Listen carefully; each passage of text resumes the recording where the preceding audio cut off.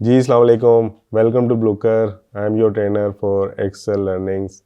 और आज का जो हमारा एजेंडा है वो है absolute reference and relative reference. आज की जो वीडियो है गाइस उसमें हम लोग लर्न करेंगे कि रिलेटिव रेफरेंस क्या होता है एक्सेल में और एब्सोल्यूट रेफरेंस क्या होता है।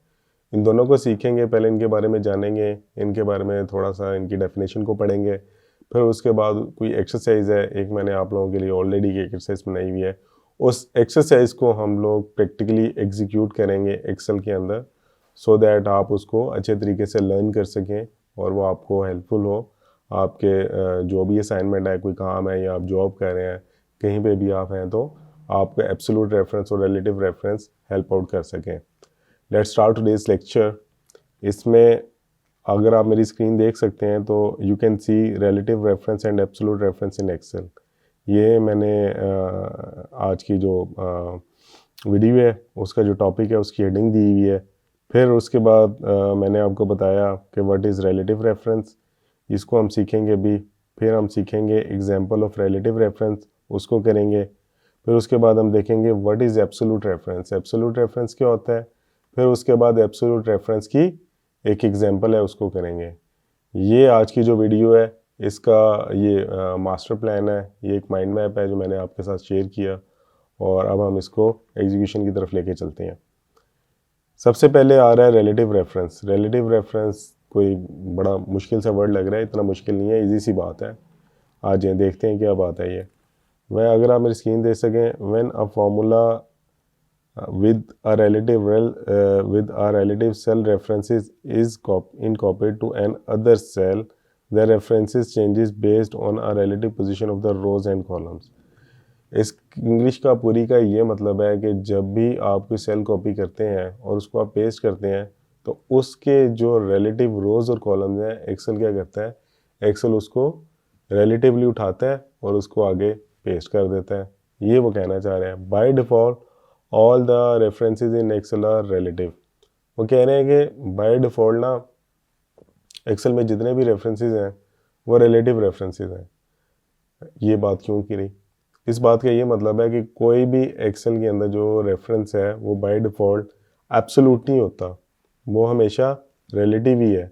और रिलेटिवली वो रेफरेंसेस को उठाता है। एब्सोल्यूट के लिए हमें स्पेशल बताना पड़ेगा, स्पेशल कमांड देनी पड़ेगी उसको कि ये जो रेफरेंस है ना ये एब्सोल्यूट है। जब मैं एब्सोल्यूट रेफरेंस को आपके साथ प्रैक्टिकली शेयर कर रहा हूँ तो वहाँ पे मैं इस बात को दोबारा वहाँ पे रेफ़र करूँगा कि इसका क्या मतलब था। वहाँ पे आपको ज़रा ज़्यादा बेहतर उसकी समझ लग जाएगी।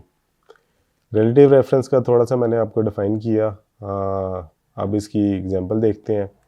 ये मैंने आप लोगों की एक एग्जांपल प्रिपेयर की है, एक्सरसाइज, छोटी सी एक्सरसाइज है, इसको करते हैं और रिलेटिव रेफरेंस को एक्सरसाइज के थ्रू ज़रा लर्न करते हैं कि रिलेटिव रेफरेंस क्या होता है। जब उसको प्रैक्टिकली करेंगे एक्सेल के अंदर डेटा को इंसर्ट करके कर रहे होंगे तो वहाँ पे इंशाल्लाह आपको बेहतर तरीके से समझ लगेगी, बेहतर तरीके से आपकी उसकी अंडरस्टैंडिंग हो जाएगी, ग्रैप्स कर लेंगे आप। Let's start. ये एक्सेल की शीट आ गई। ये अगर आप मेरी एक्सेल की यहाँ पे पावर पॉइंट की शीट देखें तो मैंने आप लोगों की ना एक एक्सरसाइज बनाई हुई है। एक्सरसाइज में देखें मंथ है पहले कॉलम में, दूसरे में टोटल रेवेन्यू आ रहा है, तीसरे कॉलम में टोटल एक्सपेंसेस आ रहे हैं और चौथे में आ रहा है आपका नेट इनकम। नेट इनकम क्या है, सही है। ओके जी, यहाँ पे इस डेटे के साथ अब हमने प्ले करना है। ये मैंने डेटा आपको बता दिया। पहली कॉलम में आ रहा है मंथ, दूसरे में टोटल रेवेन्यू, तीसरे में एक्सपेंसेस, चौथे में नेट इनकम। रिक्वायरमेंट क्या है हमसे, calculate net profit by using relative reference. हम लोगों ने नेट प्रॉफिट को कैलकुलेट करना है बाय यूजिंग रिलेटिव रेफरेंस। कैसे करेंगे सर, अभी करके आपको दिखाते हैं, इंशाल्लाह अभी आप सीख जाएंगे। यहाँ पे आए, सबसे पहले एक्सेल में आए। एक्सेल में आप मंथ, यहाँ पे इसको पहले डेटे को कॉपी पेस्ट करते हैं। मंथ आ गया, कॉलम डी में मैंने मंथ लिख दिया। कॉलम ई में आए, कॉलम ई में लिखें टोटल रेवेन्यूज।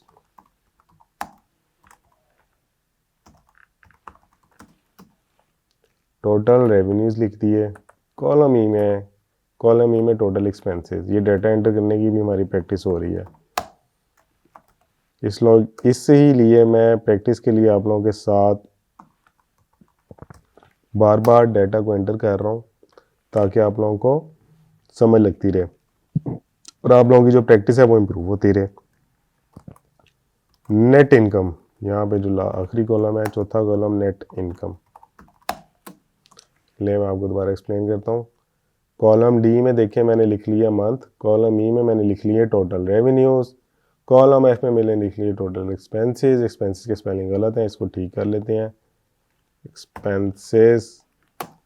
जी कॉलम में हमने लिख लिया कि नेट इनकम क्या है। Excuse me. मंथ वाइज आ जाए जी। मंथ जनवरी, जनवरी है पहला मंथ, फिर फरवरी,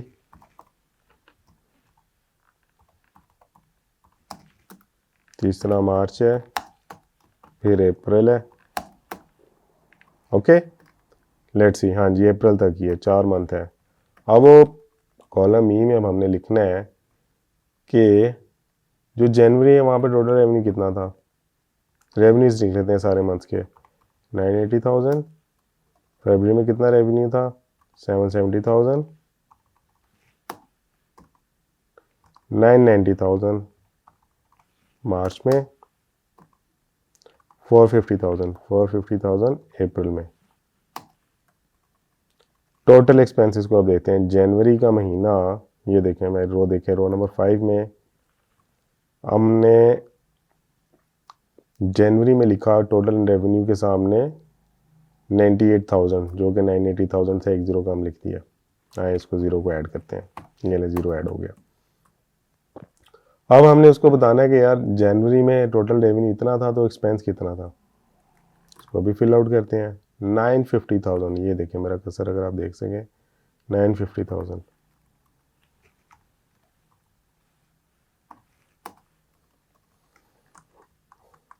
ये देखें फरवरी में टोटल एक्सपेंस था 730,000। 730,000 को मैंने यहाँ पे, सॉरी, 730,000 फरवरी में था। मार्च में कितना था, 900,000। 900,000 आ गया। अप्रैल में कितना था, 320,000। ये ले, एक जीरो ज़्यादा आ रहा है। ले अब हमने डाटा तो सारा पुट कर दिया। अब इसको देखते हैं रिलेटिव रेफरेंस कैसे सीखना है इसके अंदर। अभी आपको सिखाते हैं। ये देखें, अच्छा मैंने आपको ना यहाँ पे एक और बात सिखानी है। आप देखें यहाँ पे ये रेंज को मैंने सेलेक्ट किया। मुझे यहाँ पे ना समझ नहीं लग रही, कभी एक ज़ीरो कम हो जाता है, कभी ज़्यादा हो जाता है, समझ नहीं लग रही। यहाँ पे देखें प्रॉपर कॉमाज आ रहे हैं, सेपरेशन पर 1000 के बाद आपका सेपरेशन हो रही है। तो यहाँ पे इसको करने के लिए मैं सिलेक्ट करता हूँ। मैं चाहता हूँ यहीं पे इधर भी जो एक्सेल की शीट है वहाँ पे इस फॉर्मेट में आ जाए। आपने कसर देखें, मेरा कसर में जाना है, ये कॉमास पे जाके आपने इसको प्रेस कर देना है। देखें, इसको मैंने क्लिक किया, अब ये आ रहा है राउंड ऑफ। मैं कह रहा हूँ ये दो डेसिमल के बाद 2 पॉइंट दे रहा है। एक्सक्यूज मी, डेसिमल के बाद वो 2 पॉइंट दे रहा है। मैं कह रहा हूँ 2 पे इसको बिल्कुल राउंड ऑफ कर दो। ये देखें, 2 दफ़ा क्लिक किया, ये राउंड ऑफ हो गया। एक्सपेंसेस को भी ऐसे कर लेते हैं। कोमा को क्लिक किया, 2 दफ़ा इसको किया, राउंड ऑफ, लें जी, राउंड ऑफ हो गया। अब हम चाह रहे हैं, मेरी तरफ देखिएगा प्लीज़, हम चाह रहे हैं कि हमें नेट इनकम पता चल जाए जनवरी के महीने की। जनवरी के महीने के बाद ये देखें स्क्रीन में 980,000 टोटल रेवेन्यू है, टोटल स्पेंड 950,000। आप कहेंगे सर ये तो बड़ा इजी है, 30,000 का आपकी नेट इनकम है, ये नेट प्रॉफिट है आपका। आप इधर 30,000 ऐसे भी लिख सकते हैं, आप इधर 30,000 ऑटोमेट भी कर सकते हैं। Is equal to 980,000 minus F5 को माइनस कर दें आप, ऐसे भी आ सकता है। सही है। अब एक्सेल में काम कर रहे हैं, एक प्रोग्रामिंग शीट है, तो हमने मैक्सिमम एक्सेल की एफिशिएंसी को हमने यूज करना है।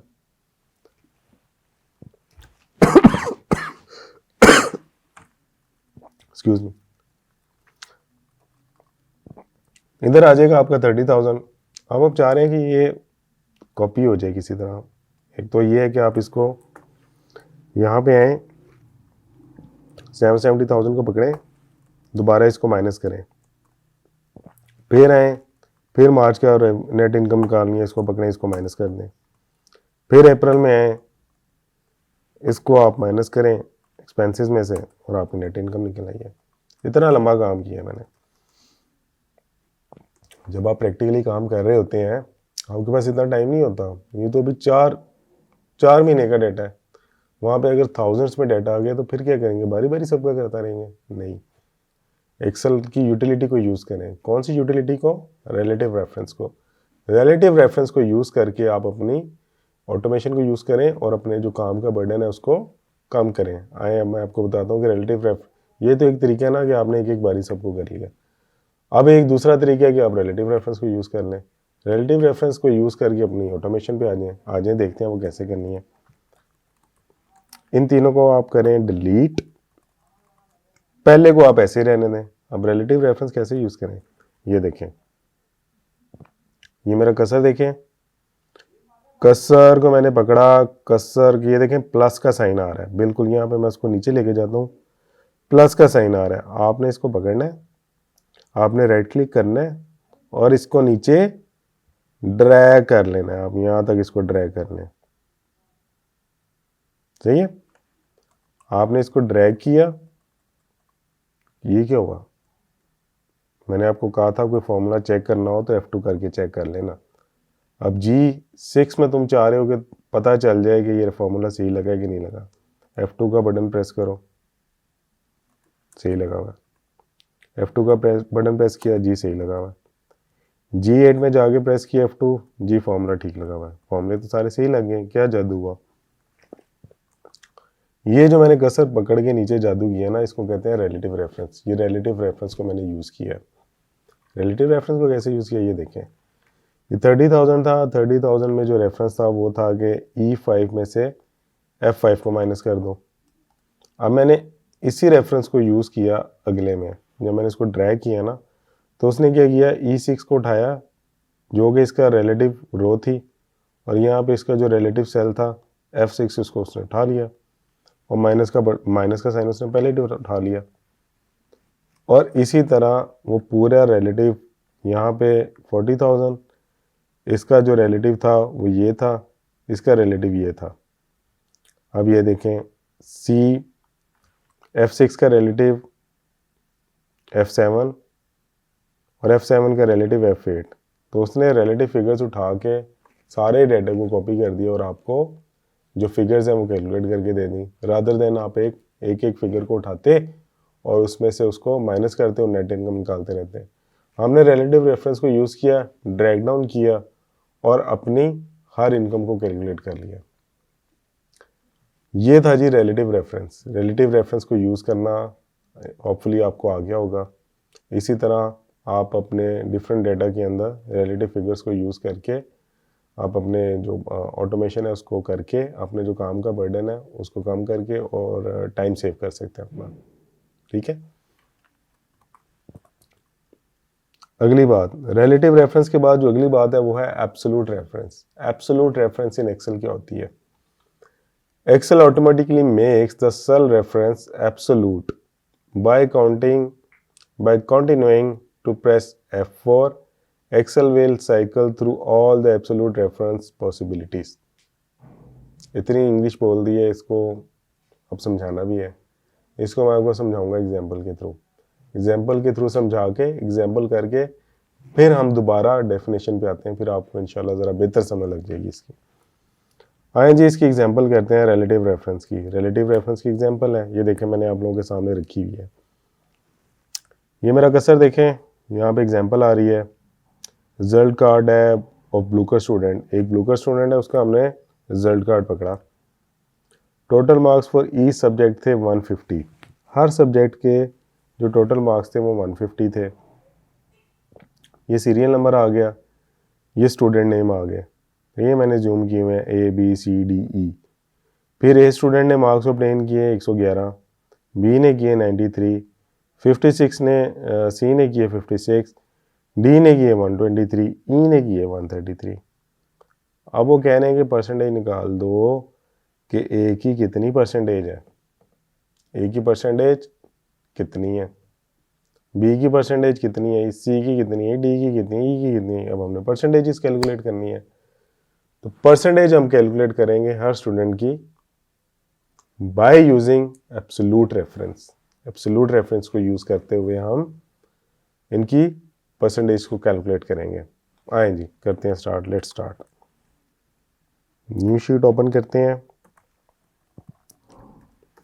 न्यू शीट में आए, इसी डाटा को ऐसे इंसर्ट कर लेते हैं। सीरियल नंबर लिखा मैंने, फिर मैंने स्टूडेंट नेम का कॉलम बनाते हैं हम।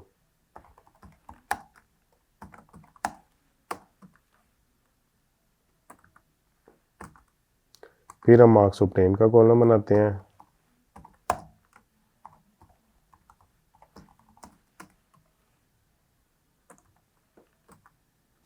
फिर हम परसेंटेज का कॉलम बनाते हैं।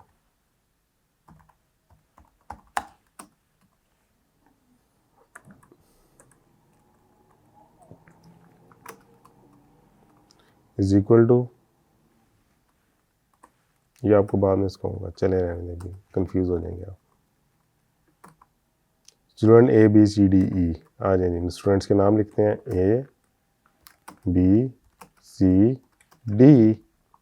मार्क्स ऑब्टेन कितने किए? स्टूडेंट ए ने 111, बी ने किए 93, सी ने किए 56,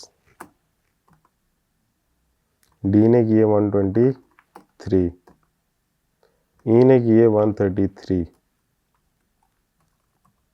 ई स्टूडेंट का यहाँ पे नाम नहीं लिखा था मैंने, सीरियल नंबर को रहने दें। परसेंटेज, अब इनकी परसेंटेज बतानी है।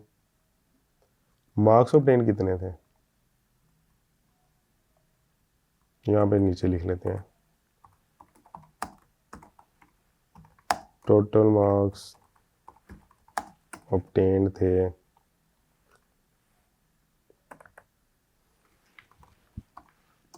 150। अब ये हमें चाहिए परसेंटेज, ये चाहिए, इसको मैं येलो करने लगा।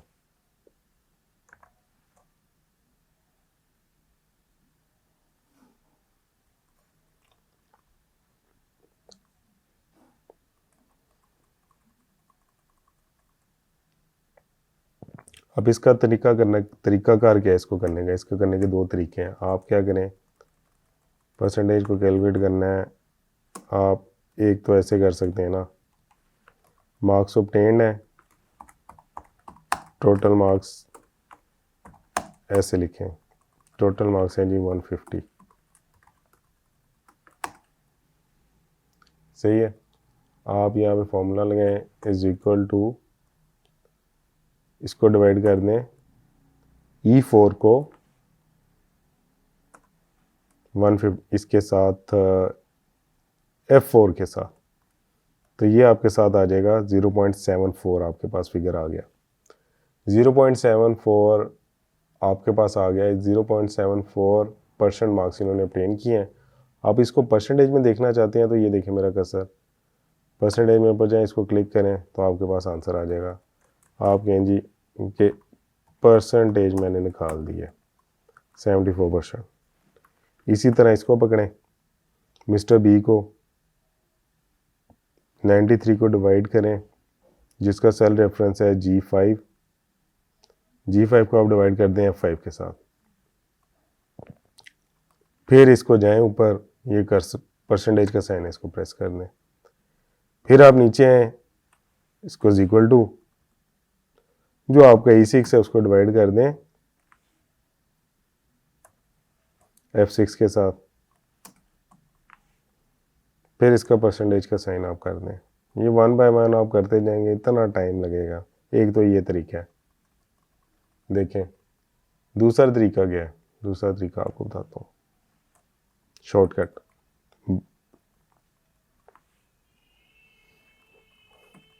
ये पकड़ें आप इस डेटे को, या आप इसको नीचे करते हैं कॉपी। सही है। मार्क्स ऑब्टेन छोड़ें, इसको इतना लंबा काम ही नहीं करना। परसेंटेज निकालनी है, परसेंटेज पकड़ें, लें जी। अब हम क्या करेंगे, अब हम डायरेक्ट परसेंटेज निकालेंगे, हमने इतना लंबा काम ही नहीं करना। इज इक्वल टू 111 जिसका सेल्फ रेफरेंस है E18 को डिवाइड कर दें किसके साथ, 150 में से मार्क्स आए हैं ना परसेंटेज लेने के लिए, 150 से डिवाइड करना पड़ेगा तो 150 से डिवाइड कर दें, और उस सेल का रेफरेंस है E13। अब देखें ऊपर वाली एग्जांपल में मैं हर दफ़ा इसको लिख के 150 में डिवाइड कर रहा था। अब यहाँ पे मैं क्या करूँगा, E13 को मैं कहता हूँ कि E13 को ना ये हर दफ़ा फिक्स रहे, बार बार मुझे ना लिखना पड़े। मैं इसको F4 का बटन दबा रहा हूँ। F4 का जैसे मैं बटन दबाऊँगा तो आप देखें यहाँ पे डॉलर के साइन आ गए। इसका मतलब ये हो गया कि ये जो डिनोमिनेटर है जो 150 था जिसकी वैल्यू और जिसका सेल रेफरेंस E13 था, ये अब फिक्स हो गया है। अब ये फिक्स ही रहेगा, जो ऊपर वाला नोमिनेटर चेंज हो जाएगा, डिनोमिनेटर चेंज नहीं होगा।